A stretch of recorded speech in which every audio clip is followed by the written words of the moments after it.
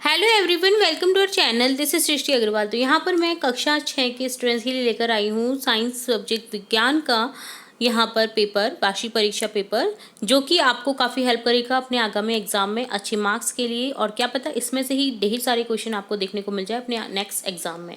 तो यहाँ पर हम देखेंगे फर्स्ट क्वेश्चन से, आलू के पौधे का भोजन के रूप में उपयोगी भाग है। तो आंसर हो जाएगा तना। जो हम भाग खाते हैं वो आलू का तना होता है, जो कि हमारे खाने हेतु उपयोगी भाग है। धूप बत्ती जलने पर कौन सा नया पदार्थ बनता है? तो कौन सा नया पदार्थ बनता है? राख और गैस।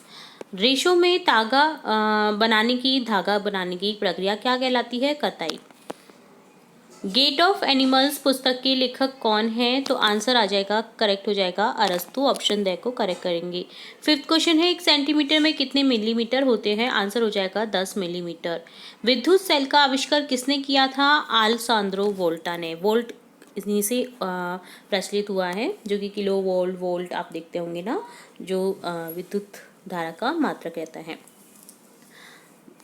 सॉरी, विद्युत धारा नहीं, जो आपका किलो वोट प्रति आर, जो बिजली का भी जैसे बिल आता है तो भी उसमें भी देखा जाता है। तो यहाँ पर इसी से लिया गया है। आलेसांद्रो वोल्टा यहाँ पर इसके आविष्कारक थे विद्युत सेल के। चुंबक में कितने ध्रुव होते हैं? आंसर हो जाएगा 2, उत्तरी ध्रुव और दक्षिणी ध्रुव।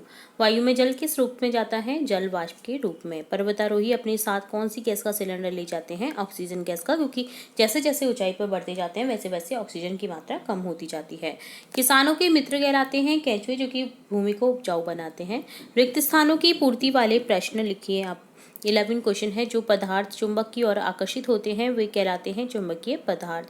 जल वाष्प को जल में परिवर्तन करने की प्रक्रम को क्या कहते हैं? संघनन।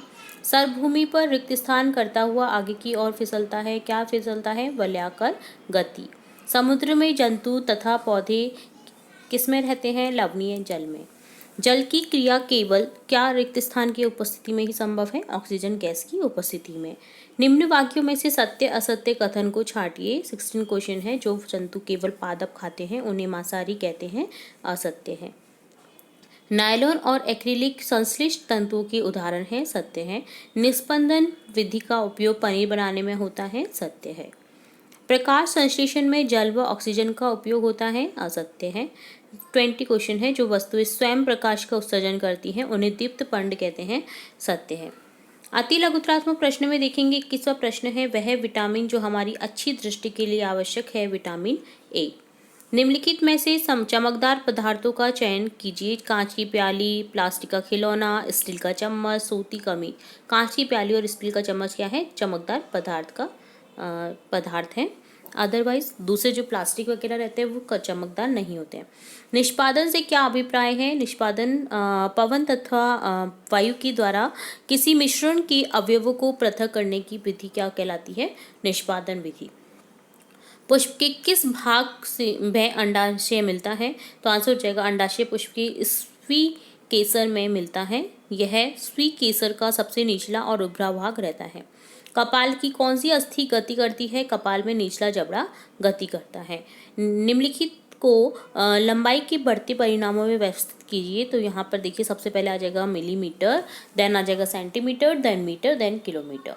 किसी अंधेरे कमरे में यदि आप अपने चेहरे के सामने कोई दर्पण रखें तो क्या आप अपने दर्पण में परावर्तन देखेंगे? नहीं, क्योंकि बिना प्रकाश के दर्पण में परावर्तन नहीं हो सकता।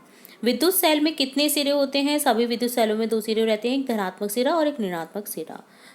लाल केचुए किस प्रकार के कचरे को कंपोस्ट में परिवर्तन नहीं करते हैं? लाल केचुए प्लास्टिक की थैली, बॉटल, कांच, एल्यूमिनियम फॉइल, खिलौने, धातुएं, चमड़ा जैसे कचरे की कंपोस्ट में परिवर्तित नहीं करते हैं, इसलिए इन चीज़ों को अलग रखा जाता है। एक दर्जी कमीज में बटन टाँक रहा था, उसके हाथ से सुई फिसलकर फर्श पर गिर गई। क्या आप सुई ढूंढने में दर्जी की सहायता कर सकते हैं? हाँ, हम चुंबक की सहायता से दर्जी की सहायता कर सकते हैं। चुंबक पर सुई चिपक जाएगी क्योंकि वो लोहे की होती है। ठीक है। लघुत्रात्मक प्रश्न में है, पौधे में तने का क्या कार्य है? पौधे में तने के मुख्य कार्य निम्न प्रकार से हैं। तना जड़ों से जल खनिज लवणों को अवशोषित कर उन्हें पत्तियों तक पहुंचाता है। ये भोजन को पत्तियों से पौधे के रूप में अन्य भागों तक पहुंचाता है। ये पौधे को सहारा प्रदान करता है। नेक्स्ट 32 क्वेश्चन है पारदर्शी, अपारदर्शी और पारभासी वस्तु के विषय में लिखिए। तो आंसर हो जाएगा पारदर्शी में आ जाएगा ऐसी वस्तु जिनके आर पार देखा जा सकता है, पारदर्शी वस्तु कहलाती हैं। ये वस्तुएं प्रकाश को अपने में से होकर जाने देती हैं, जैसे कांच, ट्रेसिंग पेपर आदि। पारभासी ऐसी वस्तुएं जिनके आर पार तो देख सकते हैं पर स्पष्ट नहीं, पारभासी वस्तु कहलाती हैं। ये प्रकाश के कुछ भाग को ही अपने में से गुजरने देती है, जैसे वस्त्र, प्लास्टिक, स्टील आदि। अपारदर्शी आर पार नहीं देख सकते क्योंकि ये प्रकाश को अपने में से गुजरने नहीं देती, जैसे लकड़ी, पत्थर आदि। नेक्स्ट 33 क्वेश्चन है ऑक्सीजन और नाइट्रोजन गैसों के दो दो गुण लिखें। तो ऑक्सीजन के गुण लिखेंगे जैसे जलने में सहायक है, पौधे एवं जंतु श्वसन क्रिया में ऑक्सीजन का ही उपयोग करते हैं। नाइट्रोजन गैस की उपयोग लिखेंगे गुण, वायु का 4/5 भाग घेरती है, जलने में सहायक नहीं है। किसी ऐसी निर्जीव वस्तु का उदाहरण दीजिए जिसमें सजीवों के दो लक्षण दिखाई देते हों। तो है निर्जीव वस्तु में बादल, सजीवों के समान पाए जाने वाले लक्षण गति है और वृद्धि है, जबकि है निर्जीव। ठीक है। किसी व्यक्ति की लंबाई 1.65 मीटर है, उसे सेंटीमीटर मिलीमीटर में व्यक्त कीजिए। तो 1 मीटर में 100 सेंटीमीटर होता है, 1.65 मीटर में हो जाएगा 100 गुना 1.65, 166 सेंटीमीटर। चूंकि 1 मीटर बराबर 1000 मिलीमीटर होता है तो 1.65 मीटर हो जाएगा 1000 गुना 1.65, तो लंबाई हो जाएगी 1650 मिलीमीटर। नेक्स्ट निबंधात्मक प्रश्न 36वां प्रश्न है प्लास्टिक के अति उपयोग को कम करने के लिए हम क्या कर सकते हैं।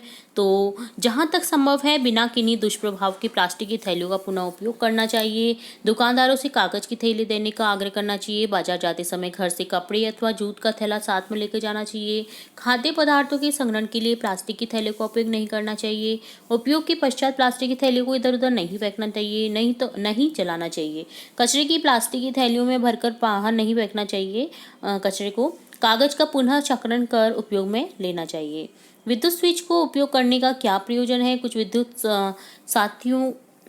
साधित्रों के नाम बताइए जिनमें स्विच उनके अंदर ही निर्मित होते हैं। तो आंसर आ जाएगा विद्युत स्विच एक सरल युक्ति उपकरण होता है जो विद्युत धारा के प्रवाह को रोकने या प्रारंभ करने के लिए विद्युत परिपथ को तोड़ने या पूरा करने के लिए इस्तेमाल किया जाता है। फ्रिज, कुकर, स्वचालित आयरन, सैंडविच मेकर, माइक्रोवेव आदि कुछ ऐसे विद्युत साचित्र हैं जिनमें स्विच उनके अंदर ही निर्मित होते हैं।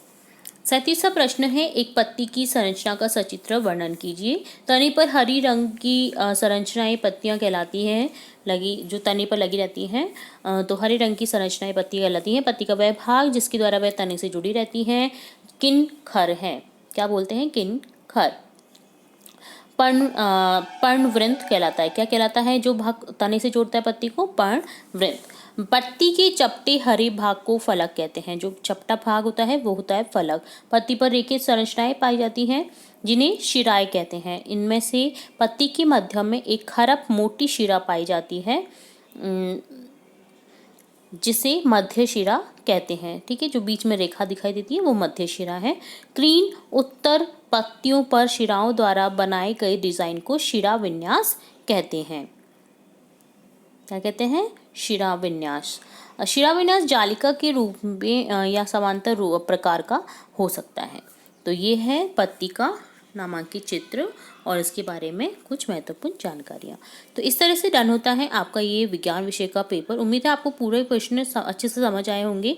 अगर किसी क्वेश्चन में फिर भी आपको डाउट लगता है तो आप हमें कमेंट बॉक्स में कमेंट करके पूछ सकते हैं। इसी तरह इंपॉर्टेंट वीडियोज़ और भी लाते रहेंगे हम हमारे चैनल पर, तो जुड़े रहें हमारे चैनल के साथ। वीडियो को पूरा देखने के लिए धन्यवाद।